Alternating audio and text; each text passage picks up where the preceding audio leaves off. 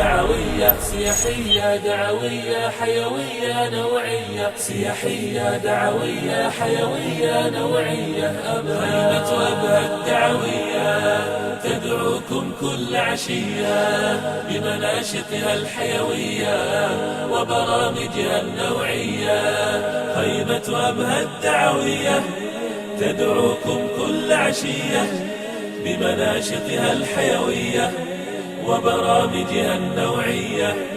هي للأسرة كالشمعة تجمعكم أجمل جمعة يا من ترجون المتعة ببرامج إسلامية جمعت بين الإمتاع وجميل حديث الداعي.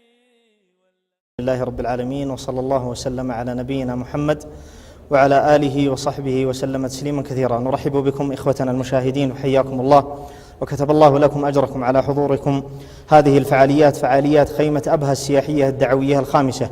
ونشرف ونرحب في فضيلة الشيخ الدكتور أنس بن سعيد المسفر ضيفا عزيزا غاليا على هذه الخيمة. بارك الله فيك وحياكم الله وحيا الله جميع المشاركين والحاضرين، ونسأل الله تعالى أن لا يحرمنا وإياكم فضل مجالس الذكر وهذه الليالي التي هي ليالي أنس بطاعة الله عز وجل. الحمد لله.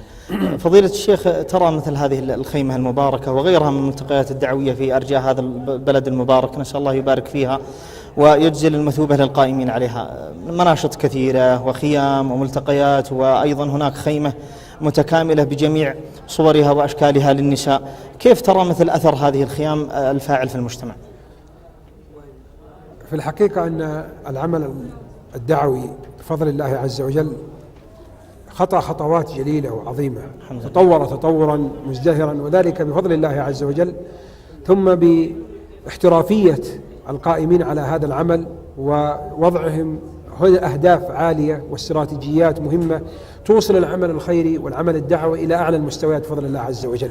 وإني أرى أنه من الظلم وغمط الحق لهذه المناشط أن تسمى خيمة، لأنه إذا أطلقت كلمة خيمة عرفنا الخيمة أبو عمدان 2 صحيح و5 في 6 ولا سرادق بسيط، فإذا جئت إلى هذا المكان وجدته مدينة دعوية الحمد لله، يعني فيها جميع الأنشطة. بل إني حينما أرى البروشور وهو يعرض مناشط هذا العمل وهذه المدينة الدعوية، أرى أنه قد لا يقوم به يعني مكتب تعاوني أو مكتب رسمي أو حتى وزارة للشؤون الإسلامية في بعض الدول على عام كامل، على مدار عام كامل.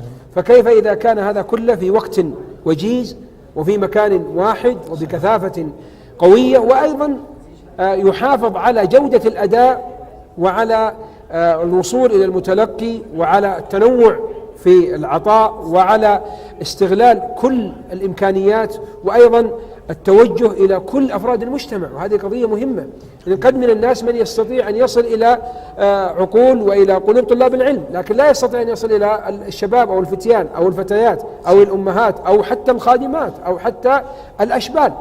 فإذا به يقدم لكل يعني فئة عمرية أو مستوى ثقافي أو صاحب رغبة يجد رغبته. ما أجملها من لحظة حينما يأتي الأب وولده وزوجته وبنته وفتاة الصغيرة والخادمة، فإذا بالولد يلعب والبنت الصغيرة تلعب وتتعلم، الولد يلعب ويتعلم والبنت تلعب وتتعلم، والفتاة تتربى والزوجة تنمى مهاراتها وتعلم دين الله، والولد كذلك والأب كذلك، يرجعون من مهرجان حقيقي يعني يتنافسون في أداء الخير وفي العطاء. ولذلك أنا أقول هذه ليست خيمة، وإنما هي مدينة، ويا ليت أن يطلق عليها هذا الاسم مدينة دعوية، لأنها تشمل جميع مناشط الدعوة ولجميع أفراد المجتمع وبشكل واسع. أسأل الله تعالى أن يجزل القائمين عليها الأجر والمثوبة، وأن يجعلها تؤدي ثمارها. اللهم آمين.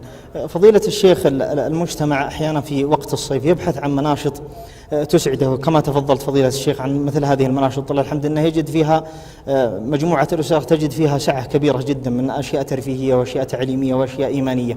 بودنا نصيحة توجهها فعلا مربي الأسرة، كيف يوجه أبنائه وأسرته لمثل هذه الأشياء؟ لا شك أن كثرة المغريات والملهيات زادت هذه الأيام بشكل عظيم، إلى درجة أن المربي لم يعد هو المربي لوحده، بل أصبح دوره دور قليل إن لم يكن أحيانا هامشيا والله المستعان. لكن يبقى ما قاله عليه الصلاة والسلام: فأبواه يهودانه أو ينصرانه أو يمجسانه. لا يزال الأب والأم هما القدوة، وهما لهم الأثر الكبير في حياة الإنسان بالقدوة الحسنة والتربية وبالدعاء وبالعمل الصالح. فمثل هذه المناشط تعينك أيها الأب، صحيح. تعينك على أداء هذه المهمة، بل تيسرها لك. فإنك لو أردت أن تجمع هذه كلها في مكان ما استطعت.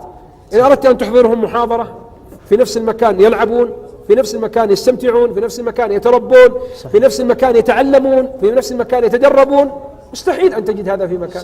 صحيح. بل قد يعني بعض رأيتها الدورات التدريبية المدربين فيها من يعني أرقى ومن أكبر المدربين في المملكة. الحمد لله. يمكن يكون في غير هذا الملتقى لو تريد تتدرب عندهم صحيح. بأموال، صحيح. بآلاف الريالات، وأنت تتدرب بالمجان الآن وتأخذ على ذلك شهادة. هذا ولدك، وأنت تطوير الذات وغيرها، والمرأة كذلك والولد كذلك. فهذا خير عظيم جدا معين على تربية الأبناء. وأنا أقول مرة واحدة: جرب، هات أولادك وهات بنتك وهات، وأنا على يقين بإذن الله أن اليوم الثاني هم الذين سيطلبون أن تأتي بهم من هذا المكان. كتب الله لك الأجر المثوبة. وفي نهاية اللقاء نجدد الترحيب بك ونقدم لك هذه الهدية من الخيمة ومن أنس للإنتاج والتوزيع الفني، محاضرتك جاهزة بالإنتاج وببصمة الخيمة السياحية. ونشكر الإخوة في الخيمة على متابعتهم وندعوهم لمتابعة بقية الفقرات. السلام عليكم ورحمة الله وبركاته. دعوية سياحية دعوية حيوية نوعية، سياحية دعوية حيوية نوعية. خيمة أبها الدعوية تدعوكم كل عشية بمناشطها الحيوية وبرامجها النوعية.